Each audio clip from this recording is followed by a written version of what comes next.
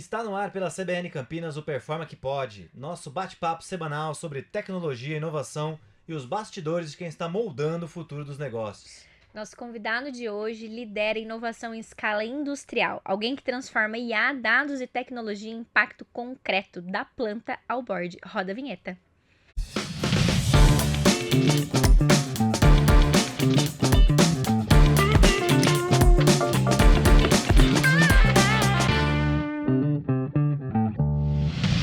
Fala galera, mais uma vez estou aqui com vocês, sou Samir Caran, estou aqui com minha grande amiga parceiraça aqui, Ana Marim, para mais um Performa que Pode na CBN Campinas. Mais uma vez um episódio, oferecimento da nossa grande patrocinadora HP Enterprise. Isso mesmo, Samir. E hoje nós recebemos Otto Rich, gerente de TI Latam da Braskem. Seja muito bem-vindo ao Performa que Pode, Otto. Obrigado, Ana, obrigado, Samir, obrigado pelo convite. Imagina, prazer é nosso de receber você. Nos conhecemos, inclusive, pessoalmente no evento do Gartner, né? Exato. Então, acho que é um dos maiores eventos de tecnologia do mundo, né? Eu tenho que dizer. Do Brasil, acho que com certeza. Um evento para executivos de TI, acho que é o maior, né? A gente estava lá. E queria começar, Otto, falando um pouquinho da sua visão sobre o evento, da sua visão sobre o contexto de tecnologia que a gente está vivendo hoje, o que foram os principais insights que você conseguiu capturar de lá e o que isso impacta você nas suas decisões, no seu dia a dia como um gerente de tecnologia. Eu gostei bastante do evento, assim, para mim foi interessante. Eu falo que eu estava num roteiro alternativo do evento também, porque eu eu entrei em tecnologia já numa área de transformação digital. Então, eu tive toda a minha entrada em tecnologia foi em Agile, em IA, toda essa parte. E aí, depois a gente pode entrar mais na história, mas esse ano eu me juntei ao time de TI e fiquei responsável pelo time de TI Latam. Então eu estava interessado em várias coisas de TI, que eu acho que para várias pessoas já estavam acostumadas com aquilo, e tinha muita gente lá que vem com uma carreira mais de TI, agora estava começando mais na transformação digital, que queria entender mais da parte de IA, de novas formas de trabalho, inovação, etc. Mas mesmo essa parte de IA, eu achei bem interessante, principalmente a abertura ali que eles falaram um pouco da IA generativa, das tendências, etc. Aquilo foi os muito... impactos que isso está trazendo, né, para o dia a dia de trabalho, né? Acho que para as empresas. Vamos falar com certeza bastante disso. E vamos dar um passo para trás, então, voltar um pouco, né, nesse contexto de transformação digital.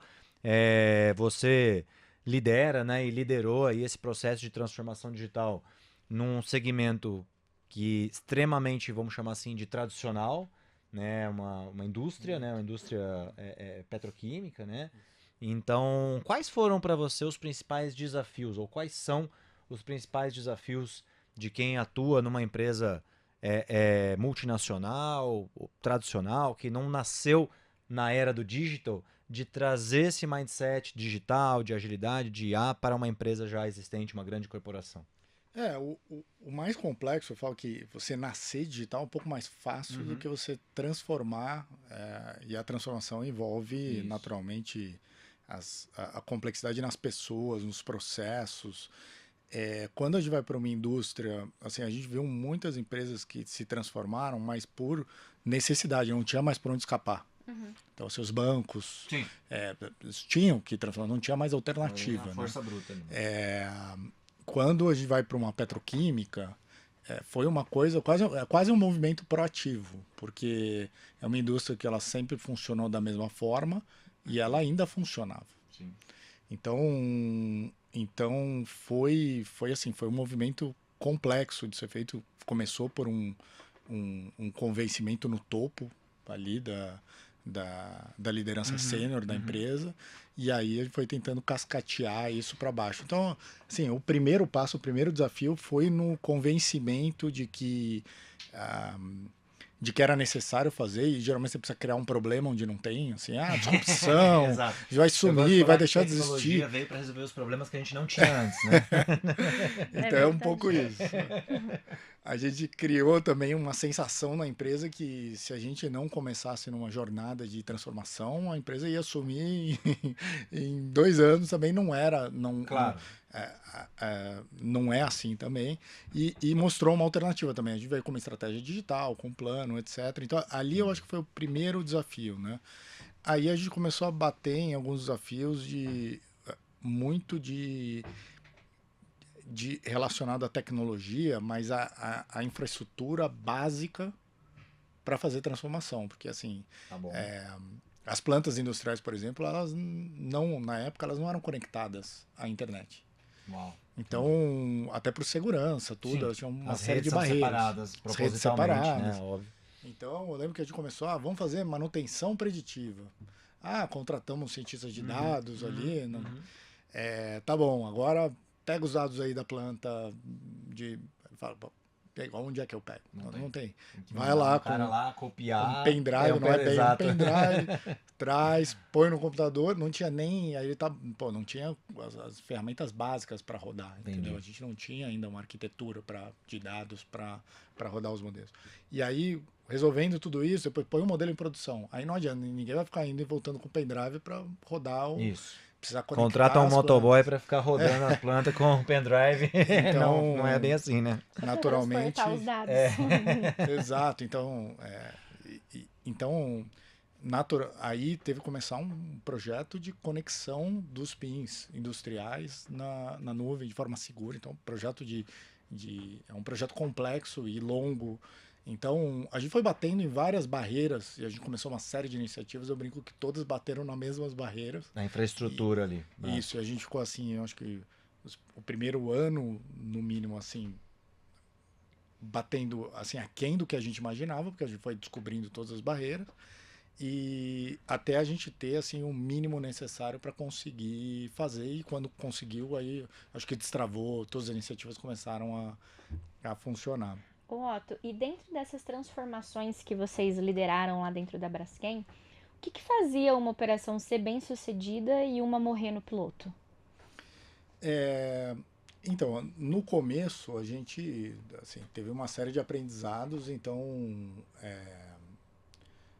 naturalmente assim, algumas iniciativas acabavam dando errado por até falta de conhecimento nosso num processo de como tocar uma transformação, né? Mas o desafio é sempre maior nas pessoas. Então, assim, nesse processo de change management que ele vai desde das áreas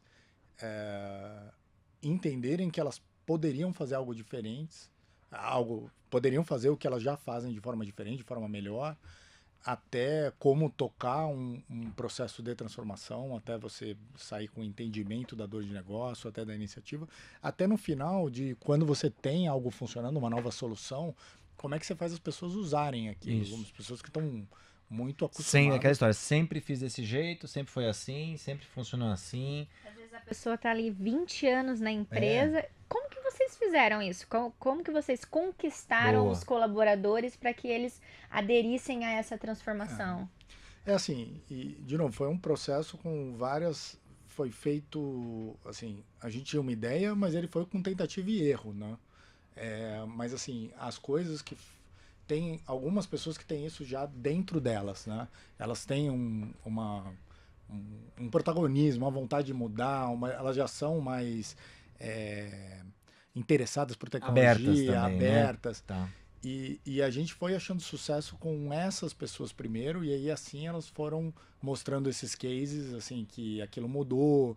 E eu acho que uma coisa muito importante é o time de que está fazendo a transformação não se colocar no protagonismo, colocar o usuário ali no protagonismo. Legal. Isso é uma coisa que o cara que está usando lá, ou que participou colocando, no geral, você precisa do conhecimento das pessoas na tecnologia. E a tecnologia tem aquele conhecimento embarcado, né?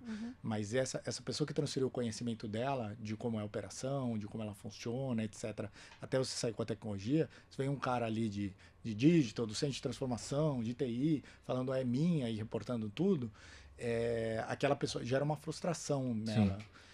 E uma vez quando as pessoas ali, seja do industrial, da logística, começa a ver o colega e o que ele ganhou, os frutos, que ele foi lá, apresentou num Comex da empresa, apresentou. Boa. Então, eu acho que tudo isso começa a gerar... Então, lógico, no começo tem que fazer aquela fumaça, porque ainda não tem fogo, mas tem que fazer a fumaça, porque senão não... Mas aí depois eu acho que vai pegando aonde de fato tem ganho, e aí um case vai puxando o outro. Você consegue, e poderia lembrar ou contar algum case assim que te marcou, um que você considera que foi realmente um case bacana, às vezes é algo simples, mas que trouxe um impacto bacana ali para a empresa nesses processos de transformação digital, só para... tentar tangibilizar. A gente tem uma série de cases assim, bem interessantes, tá? Assim, começando por um mais do industrial. Tem uma iniciativa da Braskem, a gente chama de VOAs, né? Que são os analisadores virtuais online. Então, assim, um processo, por exemplo, de qualidade da empresa, a empresa petroquímica vai produzir lá a resina, né? E aí aquela resina é retirada uma amostra na planta, né? E aí o operador pega essa amostra, vai transportar até o laboratório. Aí vai de carro até o laboratório, às vezes na planta, né, um complexo industrial. Até chegar lá no laboratório, ele vai ser... Vão fazer os testes de qualidade, vão ver, opa, isso aqui está fora do parâmetro de qualidade. Tá bom. Vai botar no sistema, então vai para outra sala, coloca no sistema. Todo esse tempo, o operador está produzindo fora da qualidade. É um processo contínuo. Então, você tem um feedback loop de qualidade muito longo. Entendi. Então, a gente pegou, sei lá, 10 anos de resultado de teste de laboratório, todos os dados da planta e começa a tentar fazer um modelo que você prediz a qualidade e não... Que legal. Então, o operador começa a operar com uma visão de qual vai ser o resultado daquilo. Então, tem uma redução de... quando a gente implementou, teve planta que cliente ligou perguntando o que fez, porque não é que... Muitas vezes não é nem que fica off-spec, né? O que é off-spec o cliente não vê, porque a gente não vai mandar para ele. Mas às vezes a variação dentro do lote, quando você começa a produzir de forma mais estável, o cliente sente ali no processo dele a qualidade que alguma coisa do produto, melhorou ainda. Pô, legal! Uau! E para isso... já teve IA, então, você colocou já assim, teve IA. Foi um processo de IA preditiva, né, de um treinamento. Como é que está essa adoção de IA, né, hoje dentro da Braskem? Ainda está em fase de pilotos? Além desse piloto, vocês estão entendendo que IA realmente é algo transformacional, que está apoiando, ou ainda está numa fase de experimentação? Como que está esse nível de adoção hoje? Não, eu acho que de IA, sem falar de IA generativa, tá? Porque assim, os agentes é uma coisa um pouco mais nova que eu acho que a gente ainda está em fase de piloto. Correto. Tá? Mas IA mesmo, algoritmo de IA, é uma coisa que a gente já tem, já usa assim, cases por todo o processo da Braskem já em escala. Então, que legal. A nossa logística não opera sem IA, é um otimizador logístico, é com base em IA. Sim. Então, a gente tem em todos os processos da empresa algoritmos que ajudam. No industrial tem uma série de exemplos, então para otimização de energia nos fornos. Entendi. Então, a gente usa... E a gente começou esse processo muito por valor, né? Então, a gente prioriza os cases no que vai ter resultado para a empresa. E os cases que a gente achou, como, assim, uma empresa, uma indústria, tem sensor por toda parte, tem dado por toda parte, muitos desses dados nunca são usados. Então, eu diria que grande parte do valor estava em pegar esses dados e tirar a inteligência daqueles dados que são... É impossível processar tudo aquilo de dados. Boa. Né?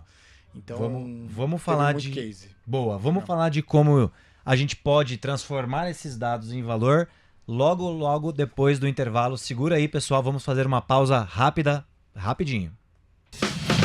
Performa que pode na CBN tem o oferecimento de HPE Unlock Ambition e Performa IT, o futuro hoje. Estamos de volta com o Performa que Pode na CBN Campinas e hoje com Otto Hitch, gerente TI Latam da Braskem. Boa, Otto, quero aproveitar esse gancho e falar sobre inteligência artificial. Como que vocês estão equilibrando essa inovação com o rigor que a sua indústria precisa ter? Boa pergunta. Segurança e inovação, as duas coisas têm que ter um equilíbrio, né? Uhum. Eu diria que isso é um grande desafio, tá? Porque ele começa até antes de pensar na aplicação tecnológica, começa na cultura. Então, assim, quando você tem uma cultura industrial, uma cultura onde você não tem a questão como o erro é percebido. É uma coisa, um erro pode gerar um acidente, pode gerar... Então, e quando você vai para um processo de desenvolvimento... A aptidão a correr riscos é menor, normalmente, numa indústria, ainda mais uma indústria tradicional do setor, do que, sei lá, por exemplo, no varejo. A gente tem bastante cliente de varejo que tem uma aptidão de... vamos lá, se não der certo, a gente volta rapidinho. Exato. Deixou de vender 2 desodorantes, mas tudo bem, amanhã a gente vende outro, né? Agora... Numa indústria você não pode correr esse tipo de risco, né? Na produção em si, né? Exato, é cultural. Então, Assim, é uma cultura de evitar o risco, evitar a falha. Isso. Né? E quando você está num processo de desenvolvimento de software, o seu foco não é em evitar a falha, é em recuperar. Então você deixa falhar e você recupera. Então, que é um processo iterativo, de você tentar, errar. Então, assim... tem esse desafio cultural que é muito grande, que precisa ser vencido, né? E aí, quando você vai aplicar a tecnologia em si, você tem uma série de barreiras. Então, por exemplo, vou dar um exemplo, tá? Na planta petroquímica, você não pode chegar com um tablet normal, um celular normal e colocar lá. Sim. Porque tem zona anti-explosão, etc. Aí você precisa de uma... Aí já... Mas o celular pode fazer explodir, é isso? O celular, por exemplo, é algo que não pode entrar numa zona, em certas zonas industriais. Caramba! Então, aí você vai pegar o celular que pode entrar, precisa estar com uma capa anti-explosiva. Aí o celular já custa 10 celulares. Isso. Entendeu? Então o custo... Pode inviabilizar uma ideia boa. Inviabiliza. Então até o acesso de sinal pode interferir com sistemas de automação. Então tudo no industrial é muito mais difícil do que fazer numa área, assim, num galpão de logística, sei lá, que não tem essa mesma barreira. Então é necessário adaptar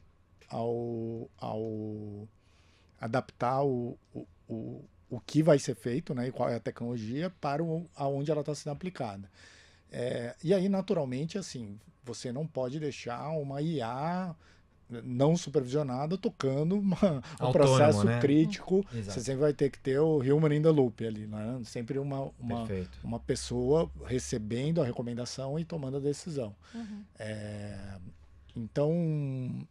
Que foi a recomendação do próprio Gartner, né? Inclusive, quando a gente vê ali curva de maturidade, entender que o ser humano está no loop, e principalmente nesses primeiros estágios, e algumas indústrias mais críticas, vai continuar no loop por muito tempo, né? A responsabilidade, ela continua sendo humana, mesmo você trazendo uma ferramenta de IA para te tornar mais produtivo, né? Ou conseguir analisar dados de forma mais rápida ou mais assertiva, mas a responsabilidade ainda é de quem está ali operando, né? Exato. Eu acho que principalmente na maturidade que a gente está hoje de IA, a maior parte dos cases você tem o IA ajudando um humano a tomar uma melhor decisão, né?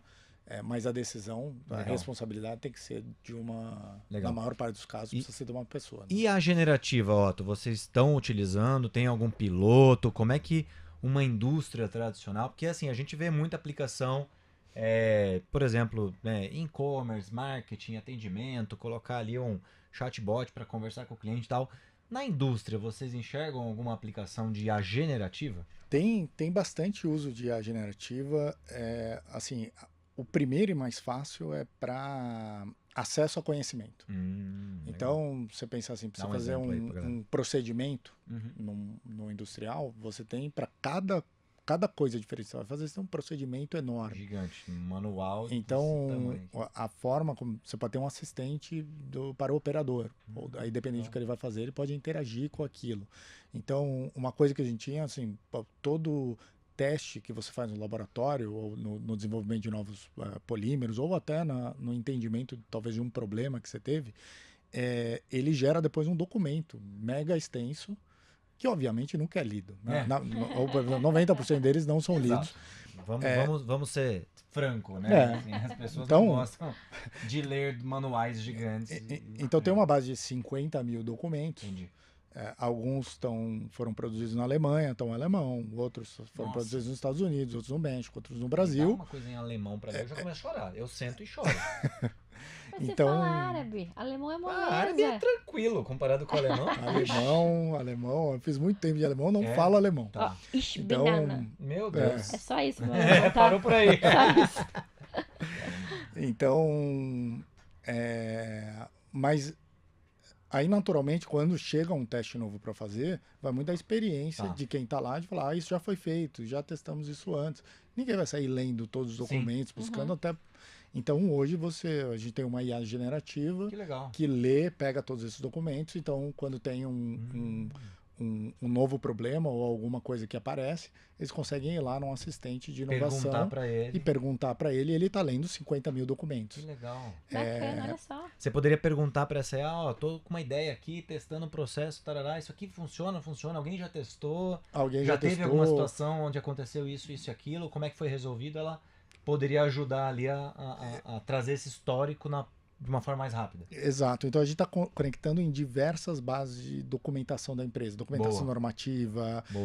Aí, eu acho que uma coisa mais comum de empresas também, eu tenho o chatbot lá na Basecamp a gente chama de PIO, né? Pessoas de Organização, mas seria o RH. Né? Então tem uma série de dúvidas, vão para o RH, qual política de viagem, como é que Sim, isso a gente tem feito alguns bots assim para clientes. Então esse também é um clássico. Então tudo que acesso a uma documentação que ela está estruturada, ela precisa, o desafio ela está estruturada, mas se ela está estruturada, tem uma oportunidade em fazer. Então esse é o mais fácil, né? O mais complexo são outros usos que a gente está vendo, agentes de retreino de modelos. Então eles acabam sendo agentes que interagem com outros modelos e eles dão um trigger ou que explicam até o que aconteceu em modelos. Então aí acaba sendo a IA generativa interagindo com outros modelos de IA e até coisas como, por exemplo, otimização de peças de MRO. A gente tem centenas de milhares de SKU de peças de MRO com vários mantenedores em várias plantas cadastrando essas peças. Então, a gente consegue ter um modelo que vai ler todas as peças e entender se tem algum overlap, se elas estão todas na política, não estão. Então, aí já começa a ter um ganho que ele é mais palpável, não está só em gestão do conhecimento, em acesso mais rápido, mas está posso reduzir o número de peças de MRO, por exemplo, de estoque na empresa. Então, a gente está avaliando alguns... Tem um pipe de muitos cases, eles ainda estão todos Tem algum que em vocês MVP. já concluíram que IA generativa não atende ou não opera bem, assim, ainda depende de pessoas. Por exemplo, eu gosto muito de falar, né, por exemplo, dos nossos workshops, quando a gente está ali desenhando, escolhendo os desafios, que a IA ela vai muito bem em muitas coisas, mas ela não vai muito bem quando você tem necessidade de ter empatia, compaixão, entender sentimento humano ali para você, né, poder, por exemplo, dar um diagnóstico médico. A gente tem professor ajudando um aluno, aí corrige a prova muito rápido, mas assim, entender quem está do outro lado. Então a gente tem alguns exemplos. Vocês chegaram nesses testes a se deparar com algum exemplo que você poderia dizer, até para o público aí que está acompanhando, saber onde funciona bem, você já falou, mas onde talvez não é o melhor lugar para colocar IA generativa, ainda é melhor deixar esse processo na mão de um humano. Assim, o que a gente tem recebido muito, assim, são ideias de coisas que... Tem algumas ideias que só acho que é mágica já, né? Então, assim, queria do IA que vai me... Fazer todo o meu trabalho por mim e ir pra praia. E ainda o modelo tem muitas deficiências. Sim, por isso. E as pessoas ainda não têm esse entendimento. Tem alguns usos que também são para modelos preditivos. Não são para modelos de IA generativa. E tem outras coisas que é um BI, assim, eu tenho um dashboard com todas as informações assim que eu preciso dos insights eu não preciso interagir Não com um assistente. Uhum. Eu preciso ter Ter os essa números da minha clareza mão. muda o jogo, viu? Exato. Então, Bate muito com o que a gente... e eu Fala, vi não, essa onda acontecer com blockchain, Total. que A galera queria enfiar blockchain em tudo, né? blockchain Quando saiu, em tudo. Ah. Então, assim, pô, tem uma falha na interação da logística ou de Uhum. blockchain. Não É, precisa não. blockchain, não tem um problema de confiança entre as partes, só tem um problema de integração de dados. Não precisa ser feito via blockchain. Isso.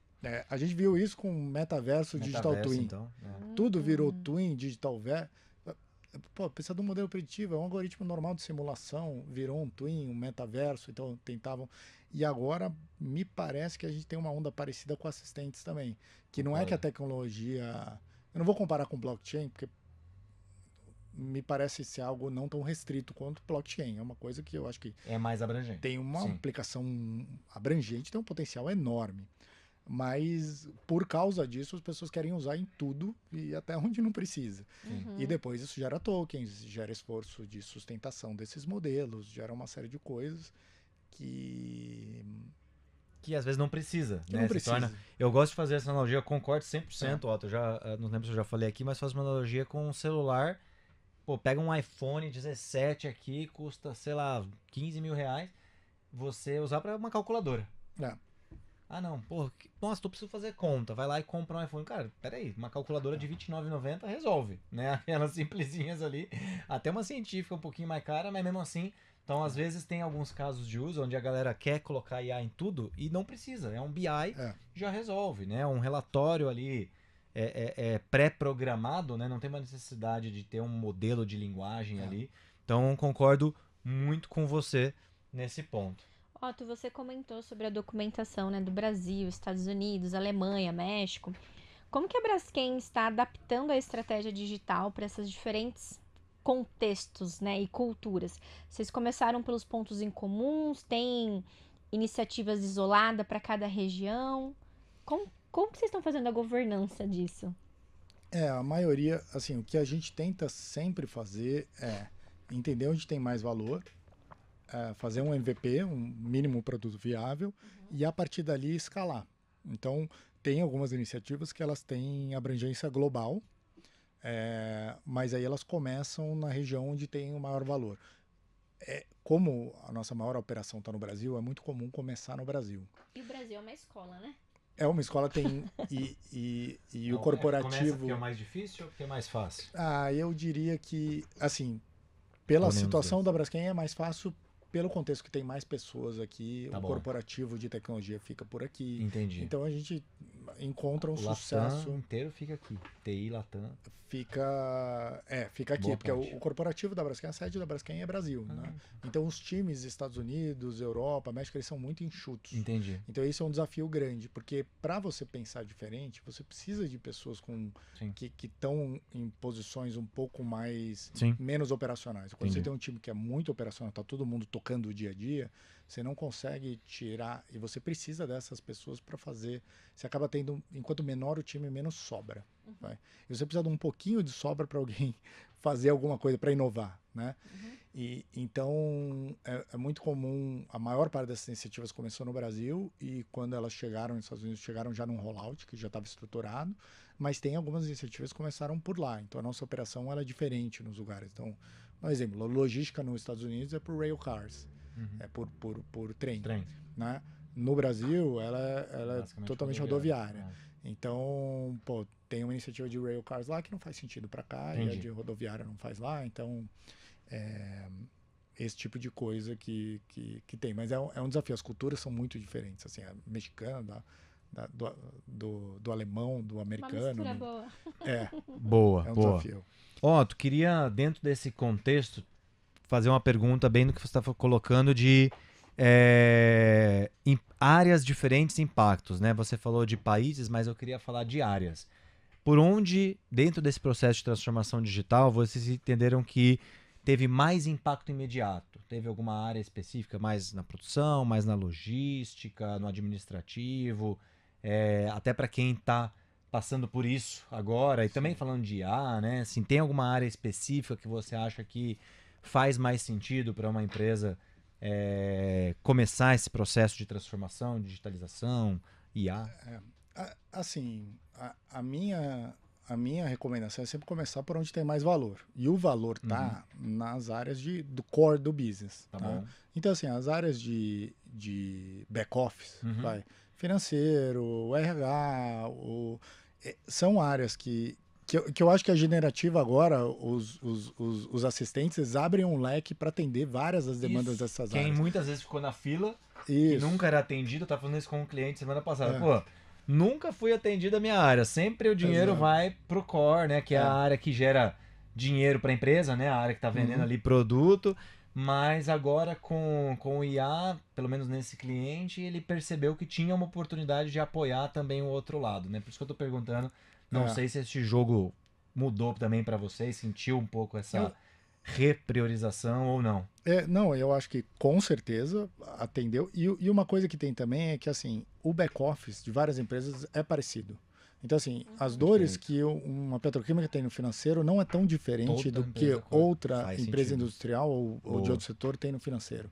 Então, o que acontece é que, assim, o ecossistema de soluções que resolvem essas dores, ele já existe. Então, você acaba muito em contratação de soluções que já existem. Né? A barreira de entrada é menor, você consegue, no custo menor, talvez já atender uma dor ali. Então, tem bastante coisa com RPA, e agora com assistentes, que nem eu falei, essa customização, ela abriu esse leque. Né? Agora, quando a gente vai para negócio, é uma coisa que já é mais particular. A logística da Braskem é de um jeito que é diferente das necessidades de outra empresa, o mercado é de uma forma, é muito particular a mercados. Então você começa a você precisa dessa customização, que são coisas que aí é onde vai pegar a transformação, você está fazendo práticas emergentes, assim, que não é só uma contratação de uma coisa que já existe. Então, aí é inovar mesmo, né? Você está fazendo algo novo ali. Aí que eu acho que é um ambiente mais fértil da inovação e aonde vai encontrar valor, né? Então, então as áreas que a gente encontra valor é no comercial. Vamos fazer a Braskem vender mais. Então, a gente botou, por exemplo, um portal de e-commerce na Braskem que a gente chama Bridge, é o nosso portal interno de clientes. Legal. Então, dá um exemplo para vocês, né? Assim, você pediu uma pizza de R$50, você sabe exatamente onde ela está. Um cliente da Braskem pedia um pedido de caminhão de milhões. Exato. E tinha que ligar para o customer service para falar onde é que está o meu caminhão, porque já saiu, chegou, não saiu. Então, isso é uma coisa, e assim, isso é uma coisa que a gente colocou no portal e ela é nova para a indústria. Sim. Então, assim, essa é a indústria todas as petroquímica. Então, quando a gente vai no B2B, é outro mundo do B2C. Então, a gente já colocou uma experiência mais parecida com uma da Amazon, que você estressando um pouco, salve as devidas proporções.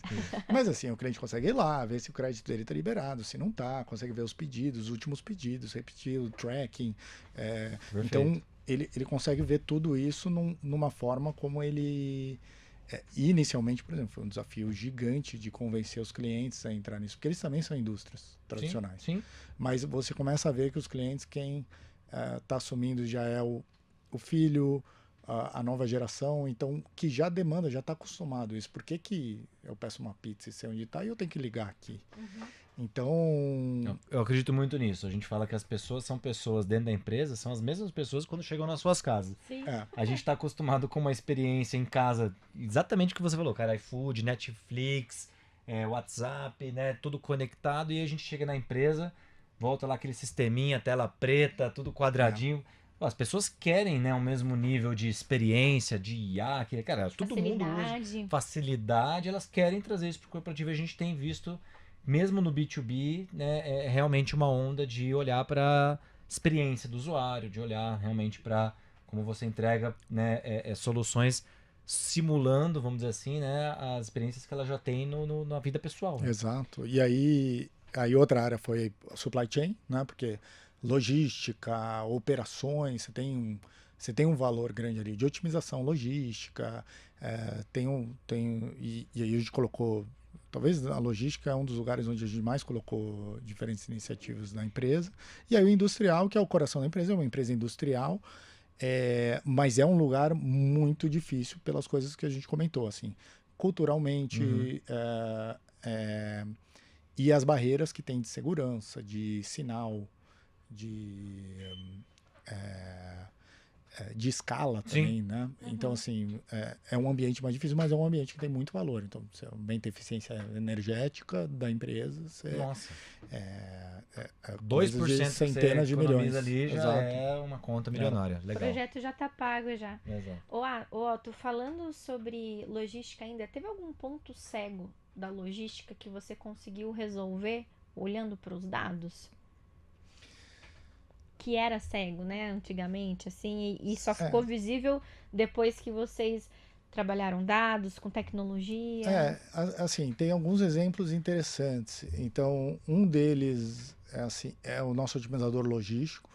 Então, ele otimiza as rotas, mas ele também faz algo que, assim, a gente tem, os produtos estão na planta e às vezes a gente manda para um almoxarifado e aí quando entra o pedido do cliente, vai dar um almoxarifado para o cliente. Mas Sim.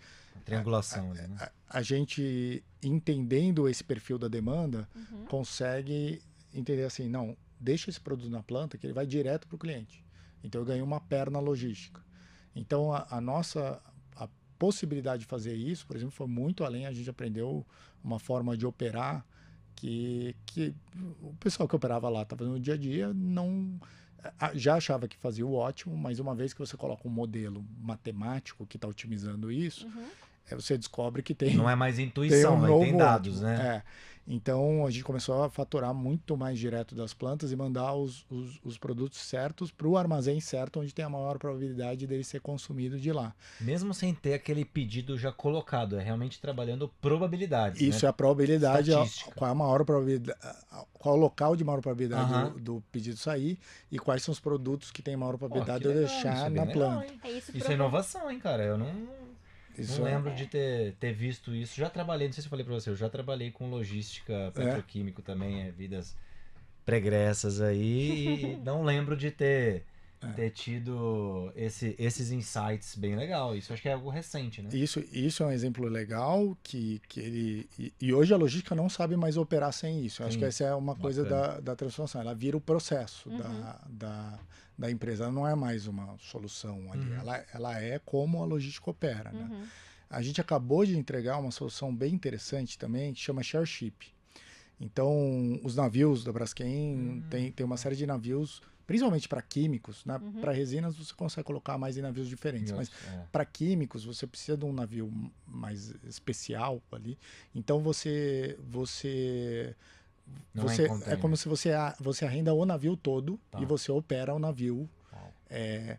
Então, o que acontece muito é que o navio, às vezes ele não vai na carga cheia, ou ele chega num lugar e tem que voltar vazio, ou por causa do itinerário dele, ele fica esperando um tempo no porto. Sim. Então, a gente fez uma plataforma que ela consegue simular qual é o impacto de diferentes viagens e enxergar qual que é a capacidade dos navios. E agora a gente está começando a abrir para clientes da Braskem e para os outros players. É quase o Uber dos navios. Eu ia falar isso. Para eles conseguirem. Então, naturalmente, empresas de navio fazem isso, né? Porque eles vão de logística já fazem isso, porque eles vão Mas pegar uma os diversos indústria clientes. fazer, eu acho que é novidade. Mas também. a própria empresa fazer, a gente não conhece. Que Outra legal, empresa que olha faz. que inovação. Muito bacana. Então, isso melhora o aproveitamento dos ativos, reduz... tem uma série de ganhos, inclusive sustentabilidade. Com o cliente né? também, né? Que o cliente deve ficar bem feliz. Relacionamento com o cliente, Boa. tem um ganho em logística e também sustentabilidade, né? Porque às vezes um navio está vindo com... Nossa, vazio, pouca carga. Com pouca carga, que ele poderia levar uma outra carga que outro navio já está levando, emitindo muito mais carbono. Carbono. Então, esse é outro exemplo de uma coisa interessante também, que era uma possibilidade, como você falou em pontos cegos. Não é tanto um ponto cego de dado, mas é uma possibilidade que ela só nasce a partir do momento que o pessoal de logística está com a cabeça aberta que a tecnologia pode permitir isso. Sem a tecnologia não é possível fazer isso. Seria inviável. Na mão. Exato. Exato. Que legal, cara. Muito bom. Você falou bastante de valor de negócio, de ROI. Eu queria que você tentasse responder aqui que erros mais comuns você vê que as empresas cometem na hora de medir um ROI de um projeto de transformação. Porque muitas vezes a gente está ali, né, com uma visão um pouco de inovação, de longo prazo, de apostas, e nem sempre a gente tem ali um um ROI direto, né? Como é que é esse processo para vocês e quais desafios ou que aprendizados que você pode contribuir nesse sentido de como é que eu calculo ROI muitas vezes de um projeto de inovação? Assim, ROI, desculpa, para quem não sabe, pessoal, é retorno do investimento, tá? Então, quanto eu botei de dinheiro, quanto aquilo vai me trazer no bolso de volta. eu acho que o primeiro desafio é você conseguir categorizar as iniciativas. Ou seja, aí tem diversos frameworks ali de mercado para fazer isso, mas você entender o que você está olhando. Então, assim, tem iniciativas, tem um framework que é dos horizontes, horizonte 1, horizonte 2, horizonte 3. Então, tem coisas que a gente está fazendo que é H3. Então, isso vai dar dinheiro lá na frente. Exato. Então, quando alguém... É importante quando você está mostrando o ROI daquilo, aquilo ser percebido. Deixar claro. Tem outras coisas, esses exemplos que eu dei que são, por exemplo, otimização logística, essas coisas, esse é o ROI, ou deu errado e morre, Isso. ou deu certo e em um mês pagou todo o investimento. Exato. Assim, não existe payback, nem faz sentido olhar payback desse projeto, porque assim, um mês já se pagou. Sério? Assim, esse tipo de projeto de IA interno na operação, a gente vê assim, o investimento inicial 10 vezes ele por ano. Uau. Então, assim, nem faz sentido tanto ficar olhando ROI, VPL, NPV. Caramba, então, mas naturalmente é uma coisa que pode ser zero. Então, ou é zero ou é tudo. Então, por isso que é mais importante até entender o ROI do portfólio do que das iniciativas em si. Tá bom. Então, porque às vezes você tem 10, eu gosto muito disso também. Sei lá, 7 dão errado e 3 dão certo. Só que as 3 que deram certo pagaram todos os testes. Pagaram 20 testes, na verdade. Os 10 que já foram. Retorno, E mais 10 e ainda sobrou dinheiro para outros testes, né? É meio que 0 ou 1 ali. Interessante essa sua visão. Importante essa métrica. E aí, naturalmente, quando você está assim, de volta a um horizonte 3, por exemplo, um novo negócio digital, isso já é uma coisa de alto risco e geralmente demora um tempo para aquilo se materializar. Então, aí é mais parecido com o ROI de uma... Aí tem uma literatura assim, muito melhor de como fazer um business case, etc., um business plan, e o erro daquilo é enorme, né? Quando é uma iniciativa interna, que é um ganho na operação, aí o maior desafio é como a gente isola a contribuição daquilo no resultado da empresa. Então, quão bem você é capaz de isolar o resultado, a contribuição daquela iniciativa. E esse é o maior desafio. Igual aquela que você falou, por exemplo, das amostras, né? No comecinho aqui do papo. Pô, o cliente me falou que percebeu que a qualidade...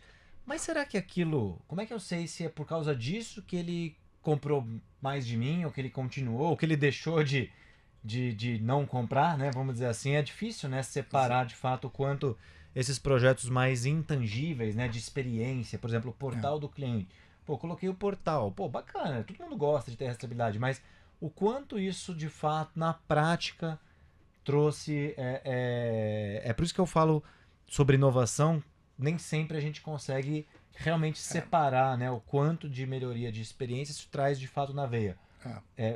Mas esse aí, é meu ponto. Se você tem algum aprendizado nesse sentido. Aí também. que eu acho importante também definir o que é valor. Tá? Porque, por exemplo, um projeto financeiro... O objetivo é financeiro. Dinheiro. Isso. Então, é ROI, é valor. Isso. Se ele não se paga, não se paga. Não adianta, mas é legal, não se paga. Pode ser mais legal, mas... Se eu estou fazendo algo para a experiência do cliente, o objetivo é a experiência do cliente. Boa. Tem outras métricas para... mas quanto me ajudou a vender? O objetivo é vender, então é outro projeto. Tá bom. É a experiência do cliente, é NPS, é o CSAT. Então, tudo tem que ser medido. Eu tenho a gente tinha iniciativas que o objetivo era reduzir CO2. Então, o ganho era a redução de CO2. Que legal! Não era... o objetivo não era o ganho financeiro. Então, por isso que eu acho que tem que... Às Faz vezes, total sentido. Às vezes a gente deixa de medir porque fala, não, é muito intangível. E aí a gente cai num lugar perigoso que a gente não sabe falar se teve sucesso ou não porque não consegue medir.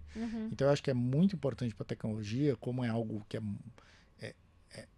é um processo, principalmente para você ter agilidade, para você poder adaptar escopo, etc. Você precisa saber se no final aquilo valeu a pena ou não. E se você não consegue medir, não... Então eu acho que parte da cultura de tecnologia tem que ser, tudo tem que ser medido, né? Mas nem tudo precisa ser financeiro. É um Perfeito, bom ponto. perfeito. Falando de cultura e de pessoas, provavelmente vocês enfrentaram isso lá. Como que vocês lidaram ou lidam com aquelas pessoas que têm medo que a IA vai acabar com o meu trabalho e com a minha Vão ser função? substituídas, né? Aquela velha Tem paradigma isso aí. lá? Porque eu fico imaginando, assim, eu tenho talvez um viés, assim, de indústria onde tem muitos senhorzinhos e senhorzinhas trabalhando, É um É, setor mais tradicional, né? É. Vamos dizer assim. mais maduro. sabe que eu sempre escutei isso, né? Mas eu não tenho 100% de certeza que as pessoas de fato sentem assim, sabe? Aí eu tenho medo que a IA vai me substituir. Uhum. Eu acho que às vezes, muitas vezes a gente acha que é isso, mas é uma resistência à mudança mesmo. Tá As bom. pessoas não gostam de mudar e às vezes elas têm.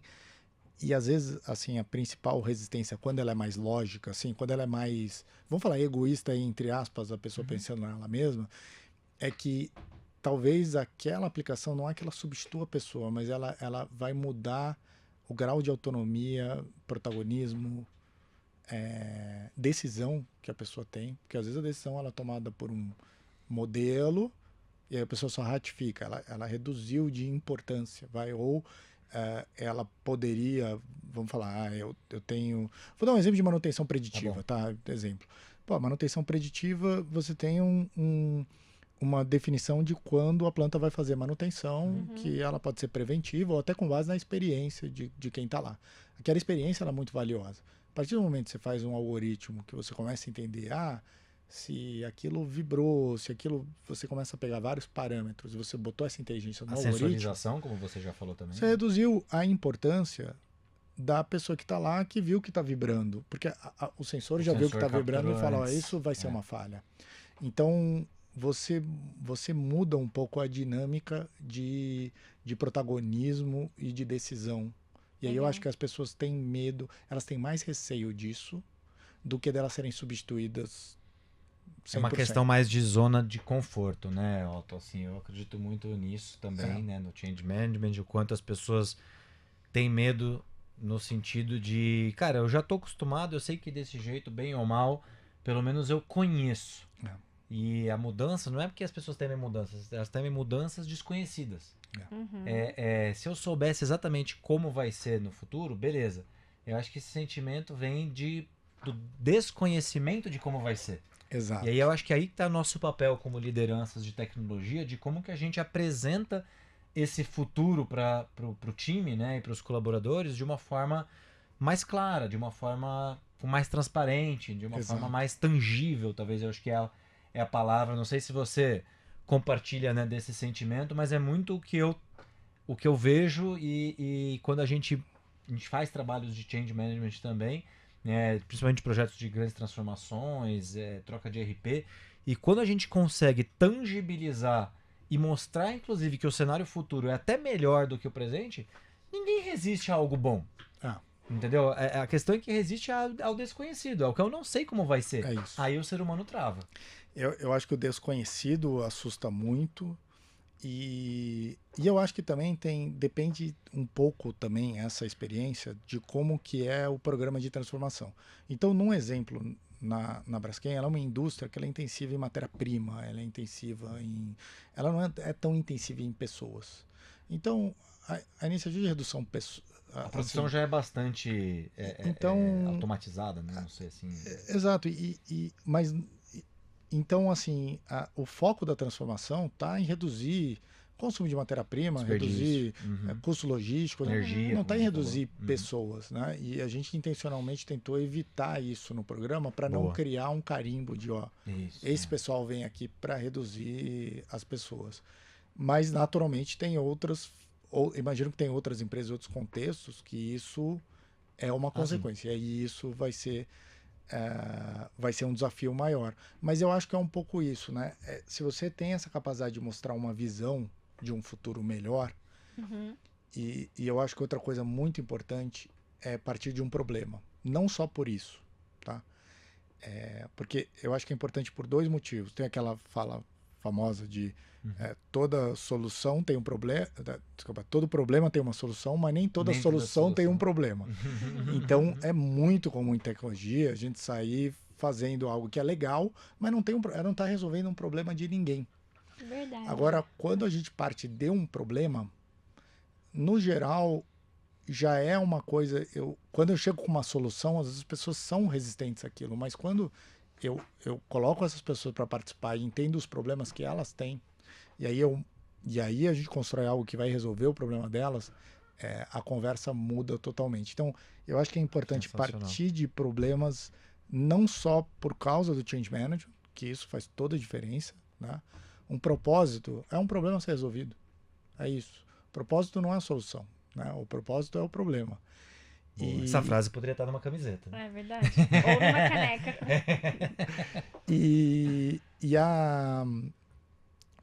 Então não é só importante pelo change, mas também é importante para garantir que o time vai entregar algo que de fato tem um valor, né? O valor está em resolver problemas. Já que a gente está falando de pessoas, eu queria que você falasse um pouco agora de habilidades humanas ou competências. O que você vê hoje que são as principais competências que tornam os profissionais realmente indispensáveis? Já que a gente está vendo que muita coisa, sim, né, tá sendo ali automatizada, né, o IA, o digital, consegue, como você falou ali, da vibração, claro, bota um sensor.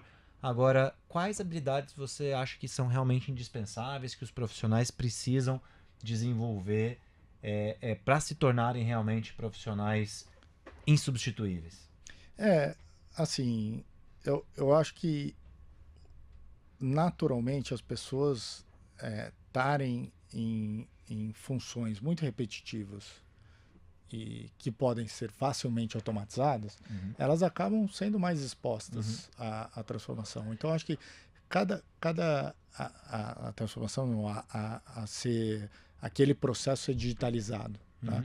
Então, eu acho que, independente aonde a pessoa trabalha, eu acho que a capacidade de inovar e de mudar é algo que é extremamente importante, porque hoje o mundo muda tão rápido e as empresas precisam mudar e precisam mudar seus processos tão rápido que a capacidade de enxergar como é que o cenário está mudando e adaptar e apontar a atividade para uma direção diferente é uma coisa que a tecnologia, eu acho que ela vai conseguir fazer num certo nível, mas ela vai demorar muito mais tempo para fazer. Então, mesmo numa área mais operacional, acho que as pessoas que têm essa capacidade... Adaptabilidade, né? De adaptabilidade, capacidade de pensar diferente, de enxergar o que está além do óbvio, né? Sim. Que é o óbvio, a tecnologia vai fazer. Mas o que exige uma capacidade de adaptar maior, eu acho que a tecnologia vai ter uma dificuldade grande de chegar lá. E eu acho que uma habilidade importante, que é cada vez mais importante, é a habilidade de fazer as perguntas certas. Boa. Que eu até brinco às vezes na empresa que assim o poder, o guru no passado era o cara que tinha todas as respostas, né? Então tinha solução para tudo. Então Rei Salomão lá, né? Era oráculo, fila. Quero respostas. Né? Então assim, no passado era a fila para falar com o guru. Isso. Aí eu digo que hoje é a fila de gurus para falar com uma pessoa que tem um problema, porque cada vez então, porque... essa aí podia fazer um corte. Essa daí vai dar bom. Que legal. Porque cada vez a solução ela é mais fácil, ela é democratizada. Então, e cada vez mais. Então, hoje a pessoa entra ali no Manus e constrói um aplicativo, constrói um site, constrói... Antigamente estava todo mundo ali atrás do desenvolvedor para ele fazer. Agora é o contrário. Então, legal, eu acho que a solução, enquanto mais informação esses modelos têm, mais respostas eles têm. O difícil é fazer a pergunta certa para eles. Então, hoje, você tem um time de tecnologia, cada vez o negócio mais vai ser capaz de implementar as tecnologias e construir as tecnologias.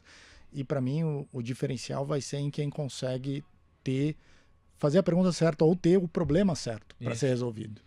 Então, eu acho que essa habilidade que vai ser cada vez mais importante. Essa resposta é uma aula, né, Ana? Acho que não poderia ter respondido melhor. Eu gosto muito de falar assim, conectando com isso que você trouxe, que a IA ou a tecnologia, ela responde muito bem o passado. O ser humano cria o futuro. Acho pouco provável hoje, ainda não consigo ver, sabe? Uma IA desenhando futuros. Qual vai ser o futuro da minha empresa? Cara, sou eu que vou fazer, não é uma IA. Agora, como eu executo o presente? Como é que eu opero? Como é que eu analiso o passado? Para eu chegar nesse futuro que eu quero... Eu preciso da IA. Mas desenhar o futuro, eu acho que ainda está na nossa mão. Um pouco disso que você falou, né? Fazer as perguntas certas, o que realmente a gente vai fazer, como a gente vai se diferenciar. Você vai usar IA para te ajudar a responder isso. Mas a decisão está na nossa mão. Muito bom. Com certeza. Passou rápido esse papo, Passou, hein? né? Rápido. Batemos um papo. Eu queria só fazer a última pergunta para terminar. Você tem alguma aí? Não. Senão eu faço a última Manda aqui. bala. Você falou muito essa palavra ao longo do episódio, mas a gente não definiu. Para você, o que é inovação? Na lata, assim. Inovação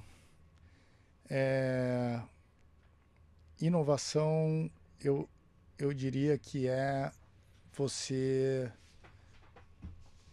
Não tem resposta certa ou errada, assim, eu sempre faço essa pergunta Inovação, eu acho que entender a visão de cada um. Inovação, né? é você conseguir, para mim, enxergar e depois materializar o futuro. Legal. Isso aí, então, para mim está muito ligado a isso, a entendimento do que a empresa vai precisar, o que o mercado vai precisar. E você conseguir materializar isso, eu acho que é importante. Se você não conseguir materializar, aí não é inovação, aí é fumaça, visão, uma ideia. Então, tem que colocar em prática, tem que transformar isso de uma forma tangível ali. E eu acho que enquanto mais no futuro você conseguiu materializar, mais inovador é. Enquanto mais recente é o futuro, aí menos. Boa. Legal, hein? Bom. Uau, adorei a resposta, Otto. Parabéns aí, obrigado. Cara, galera, vamos lá, né? Como todo papo bom, né? De novo, passa rápido. Nosso episódio tá chegando ao fim. Otto, queria te agradecer demais. Cara, adorei o papo. Muito obrigada, verdade. Otto. Vamos estender depois essas conversas, que eu acho que a gente teria papo aqui para 3 horas para mais, né, Ana? Então, acho que a gente pode bater muito papo.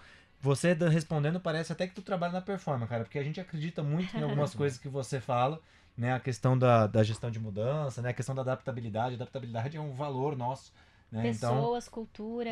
Gostei muito das respostas aí. Muito e bom. obrigado por contribuir aqui. Você hoje trouxe muita coisa bacana para os ouvintes do podcast do Performa que Pode. Agradecer também a nossa grande parceira, HP Enterprise, por estar possibilitando, estamos aqui conversando com o Otto e possibilitando trazer conteúdo aí para vocês.